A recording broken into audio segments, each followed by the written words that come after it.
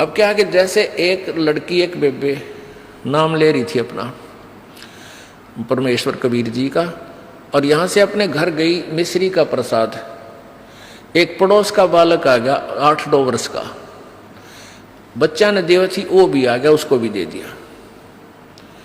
अब वो प्रसाद खाते लड़का अपने घर चला गया, घर जाते दौरा आके गिर गया। अब वो पड़ोसी शर हो गए, पता नहीं इसने क्या खवा दिया हमारे बालक ताई, अर्तन मेरा छोरा मार दिया। अब वह कहने लगी देखो वैसे तो आप कुछ भी कहो, ये इसे बालक ने मरा तो नहीं, वो फिर ठीक हो गया, लेकिन 2 घंटे के बाद होश में आया। अब उस बहन ने बताया कि मैंने तो यही प्रसाद अपने बालकों को दिया था, यही आप कहते हैं दिया था, इन्हें पूछ लो चाहे, मेरा कोई उद्देश्य नहीं। फिर उसने आके यहाँ बताया कि महाराज जी ऐसे ऐसे हमने उस लड़का था पड़ोस में, उसने प्रसाद दे दिया, उसको दौरे आ गए और मेरी तो जान न साका कर दिया उन्हें, तो इसलिए हमने मना कर रखा किसी को ये प्रसाद मत दो।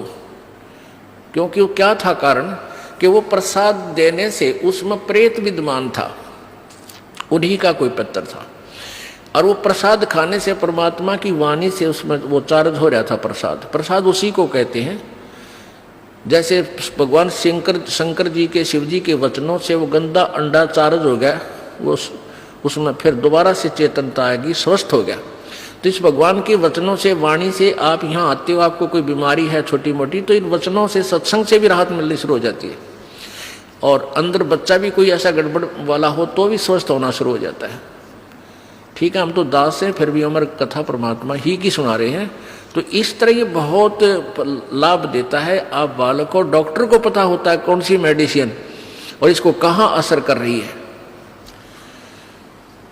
तो वो क्या था, मैंने उसको बताया बेटी उसमें प्रेत था, अरे प्रसाद खाने उसका लागे लठ, वो छोरे में तो निकलना नहीं चाहा था, वो इस तरह बेहोश हो गया, फिर वो छोड़कर उसमें से निकलना पड़ा, फिर वो लड़का होश में आ गया। तो ऐसी गलती मत करो, तुम बदनाम भी हो गए। उनको कोशिश करो फिर समझाने की, नाम दिलाने की अपने मित्रों को, भाई बहनों को, पड़ोसियों को, क्योंकि मालिक के दरबार में फिर ये नहीं रहते।